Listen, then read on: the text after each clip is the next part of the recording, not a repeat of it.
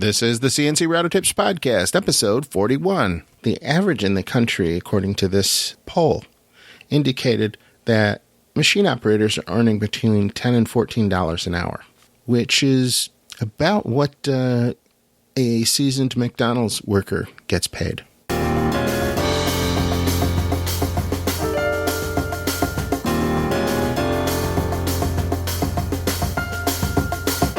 This is the CNC Router Tips Podcast, a show which answers one question from you, the listener, about CNC router tables, CNC software, hardware, web hosting, and business.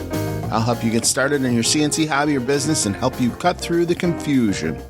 Today's episode is sponsored by TheMakersGuide.com. The Maker's Guide.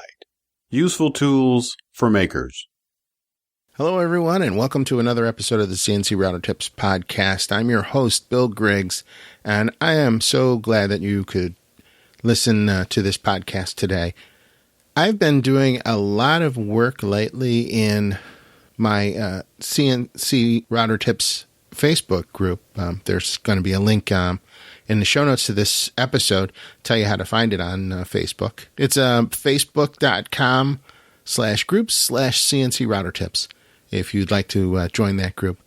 But there's been a lot of talk in the group amongst the members about creating businesses with their CNC router tables. And, one discussion that keeps coming up all the time is about what to charge for your work. In fact, we had a very long thread recently where one member was wondering, because the type of work that he was doing with a CNC was he wanted to do 3D artwork. And he realized that 3D artwork tends to take more time to do than traditional 2.5D stuff, or 2D stuff where you're just cutting something out of a sheet of plywood, for instance. And so he's trying to figure out whether he should charge more for 3D work and, what factors he should consider. So I'm just going to read you the beginning of this thread. It says, "Hi, I'm wondering about the best way to do quoting and costing for the CNC. It is simple with the laser because it's just a matter of material cost and time taken. Yes, of course, we add overhead costs, etc. The problem with the CNC is that it takes so long to do 2.5D relief, to a 20 millimeter thick, 300 millimeter square relief, given a finishing path with a 3 millimeter ball nose at 10% step over, takes a long time to do. What are your thoughts on costing for 2D and 2.5D on a CNC versus costing for 2D and engraving with a laser?" Now, it's going to be a little bit difficult for most people to deal with the answer to this question because most of us don't own laser engravers. So, if we just then compare it to doing 2.5D work or 2D work on a router, we can get an apple-to-apple kind of comparison. So it was interesting watching the different responses to this question because we have people from all over the spectrum as far as what they charge and where they live.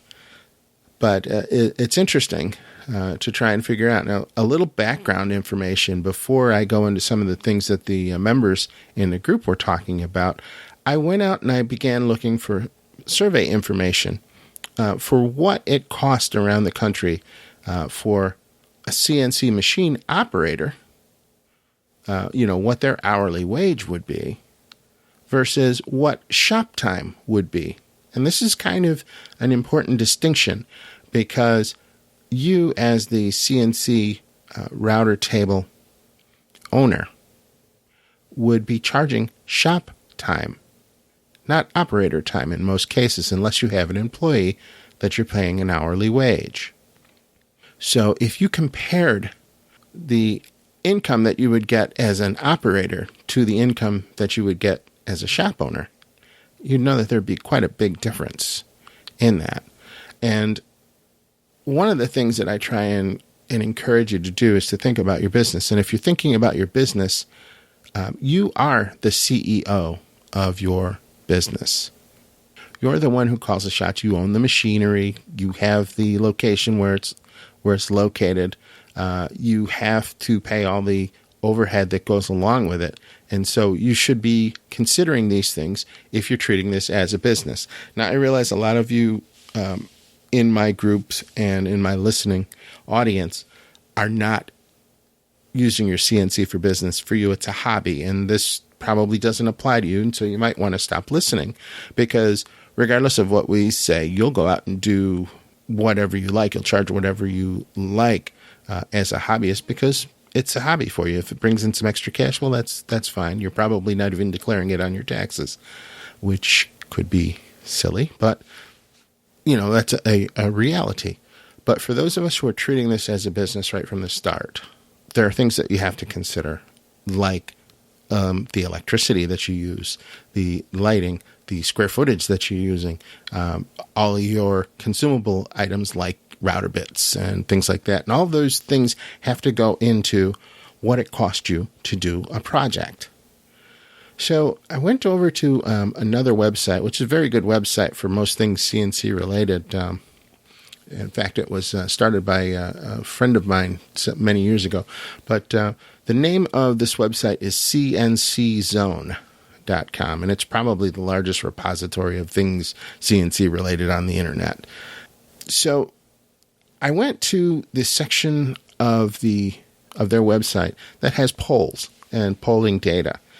And simply somebody puts up a question and people provided the answer.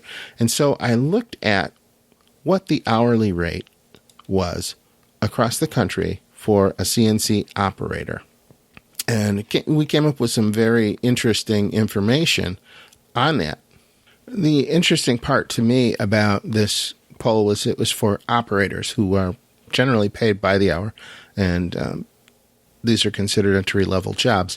The average in the country, according to this poll, indicated that machine operators are earning between $10 and $14 an hour for, the average rate of machine operators, which is about what a seasoned McDonald's worker gets paid. Now, knowing that, if you're going to base your CNC router endeavors on that hourly rate, you can expect to make, assuming 40-hour work week, at $14 an hour for a 40-hour work week, you'd make about $560 before taxes. So you can cut that number almost in half by the time you figured it, you were done. But if you figured out what the monthly wage would be, it's about $2,240 a month, or yearly, that would break down to about $26,880 a year at that hourly rate, figuring you're only working 40 hours a week. And we know most entrepreneurs work much more than that. Okay. But if you were the shop owner, which you are, there were two polls that we looked at, and they had the ranges of hours for what the average CNC machine shop around the country was charging for somebody to walk in the door and to do their parts. And I'm going to give you I found two polls with results for this.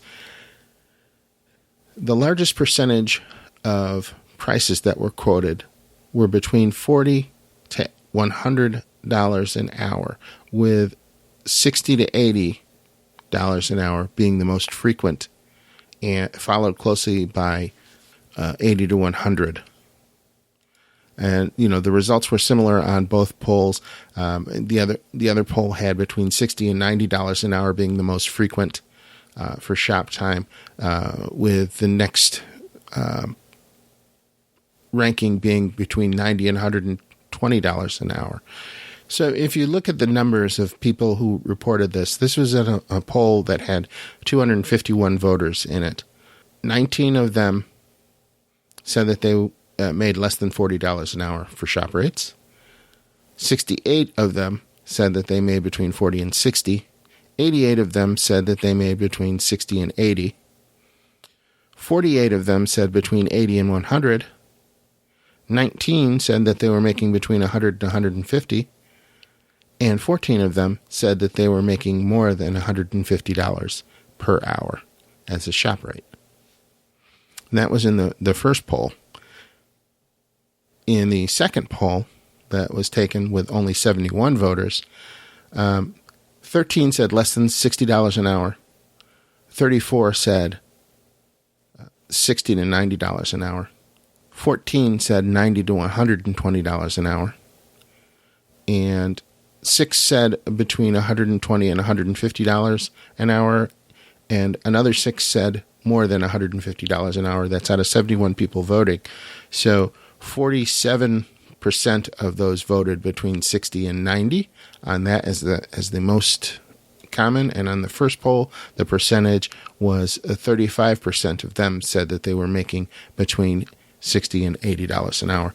So based on those numbers, I'm just going to pick from right in the middle of that range at $75 an hour, being about what the going rate is around the country.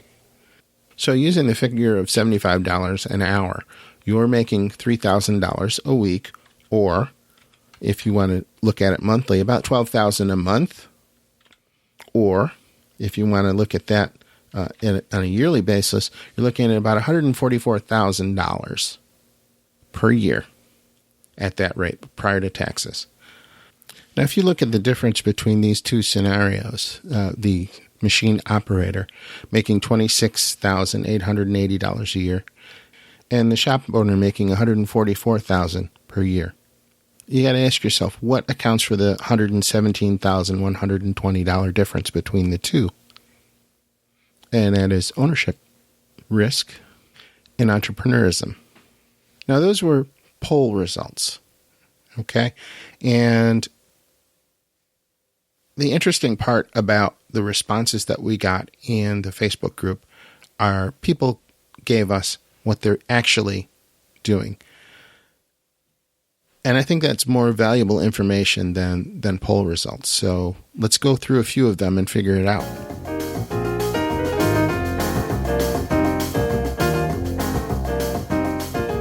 Today's episode is sponsored by The Maker's Guide, creator of the Triple Edge Finder.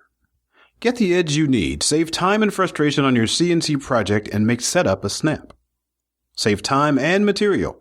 Set up your workpiece on your CNC router table faster than ever. Accurately set your Z-axis height first time, every time. Automatically locate the corner or edge of a workpiece. Reset your starting point in the middle of a program. Quality crafted right here in the USA on US-made CNC machines. Get the edge you need today. Go to www.themakersguide.com/edge. The Maker's Guide. Useful tools for makers.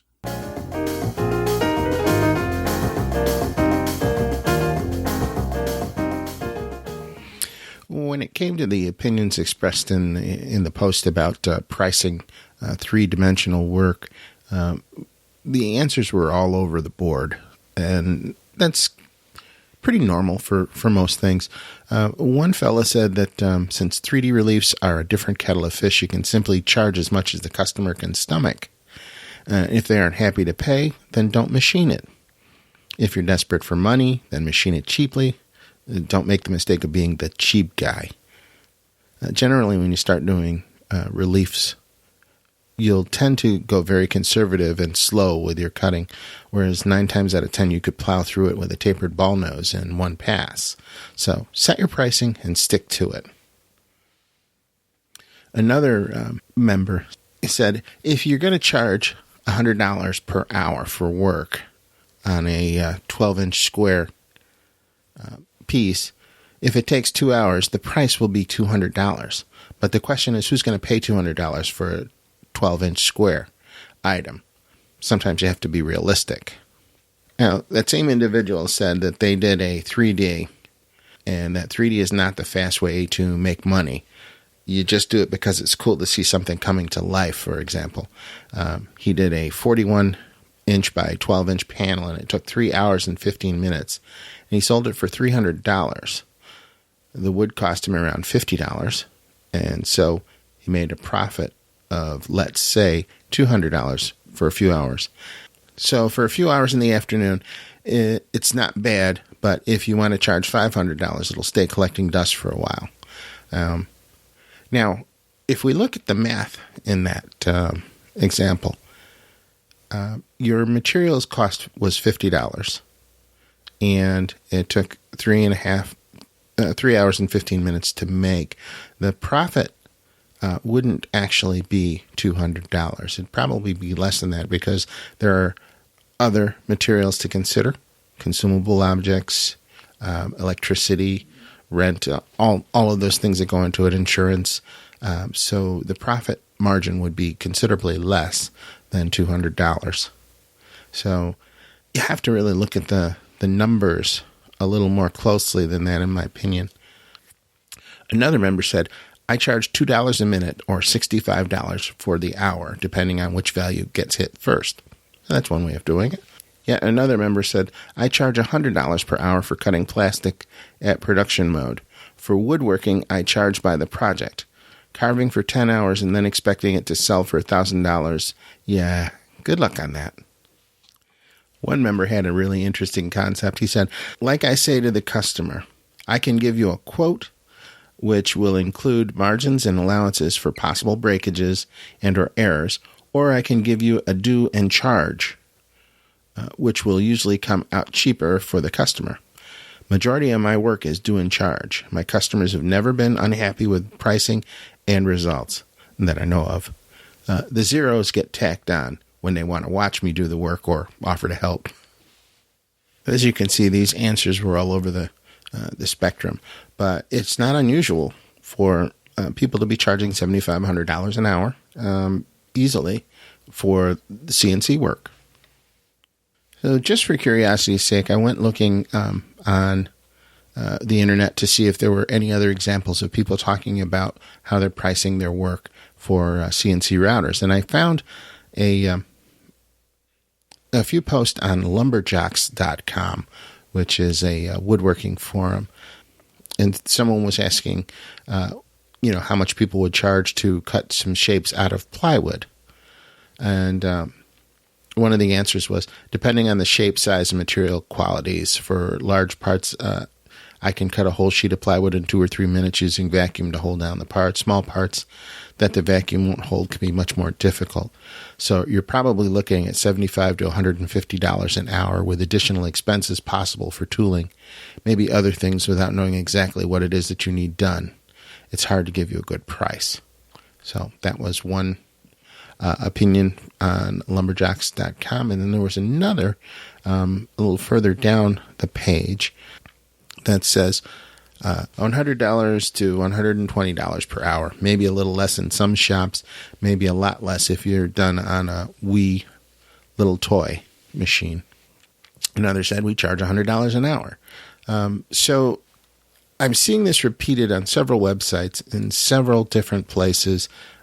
That it's not unrealistic to be able to charge what a regular CNC shop charges for shop time. So what's the bottom line in all of this? Well, the bottom line is that you have to decide what your rates will be. And there are a lot of factors involved in choosing those rates. Where you live, what your expenses are, how much is your rent, how much is your electricity, how much is the material costing you, how much are the consumable items like the router bits and other things costing you. And you have to come up with some way of calculating consistently what you want to charge. And it's pretty much arbitrary. It depends on you. If you want to charge $20 an hour, you're welcome to do so. But if you're not generating enough income from that project to cover your expenses and your time and all of that, you may find that at $20 an hour, you are working at a loss or for free. So just something to consider. With certain, machines, $75 to $150 an hour is pretty reasonable, and in a lot of cases, a good value.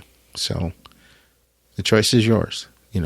What do you want to make? Do you want to make $26,800 a year at $14 an hour, or do you want to make $144,000 a year at $75 an hour?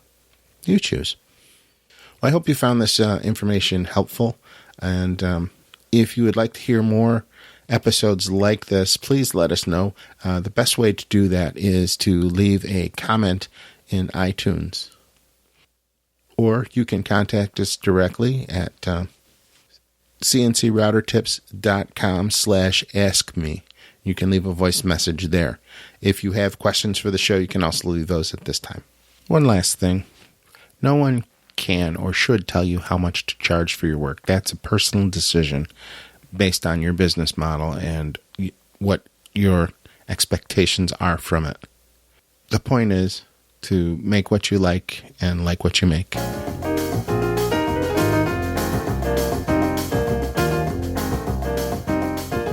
I often mention many different types of software during the episodes, and hardware and cutters, and it can get a little confusing. So what I did was I put together a page on my website, CNCRoutertips.com/resources.